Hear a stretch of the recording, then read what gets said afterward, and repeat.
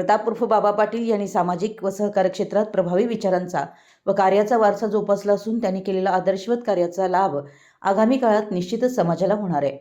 निरपेक्ष भावनेने समाजासाठी काम करणाऱ्या व्यक्तींना समाज संधी देतो, त्यामुळे अनेक कार्यकर्त्यांना स्थानिक स्वराज्य संस्थांमध्ये नेतृत्व करण्याची संधी मिळाली आहे, असं प्रतिपादन दत्त साखर कारखान्याचे संचालक व तालुका नेते अनिल कुमार यादव यांनी केलं।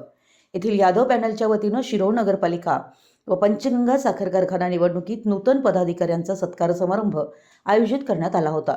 यावेळी पंचगंगा साखर कारखान्याचे व्हाईस चेअरमन प्रताप उर्फ बाबा पाटील यांच्यासह नगरपालिका नवनिर्वाचित पदाधिकाऱ्यांचा गौरव करण्यात आला। शिरोळच्या नगराध्यक्षपदी निवड झाल्याबद्दल योगिता कांबळे यांचा सत्कार नगरसेविका विदुला यादव यांच्या हस्ते करण्यात आला।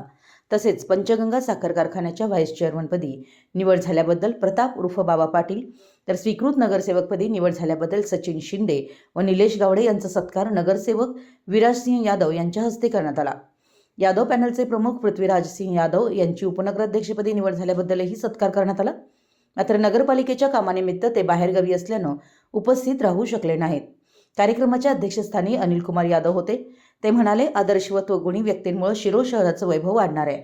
निवडणुकीनंतर गट तट व मतभेद विसरून एकजुटीने शहराचा विकास करण्याची परंपरा शिरोळमध्ये असून हा सकारात्मक दृष्टिकोन संपूर्ण कोल्हापूर जिल्ह्यात चर्चेचा विषय ठरतोय।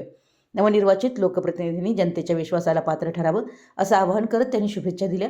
यावेळी जयसिंगपूर बाजार समितीचे संचालक संभाजी उर्फ बापू चव्हाण, उदय संकपाळ, अशोकराव माने, आजक भोरे, भगवान आवळे, आप्पा कोळी, डी.आर. कोळी, मेजर नलवडे, जयवंतराव जगदाळे, राज जाधव, सतीश जाधव, पंडित पुंदे, देवाप्पा पुजारी, माणिक पुजारी, पुलकेश आवळे, पंडित काळे, मेजर निवृत्ती सूर्यवंशी, चंद्रकांत दाभाडे, नाना कदम आदी मान्यवर उपस्थित होते।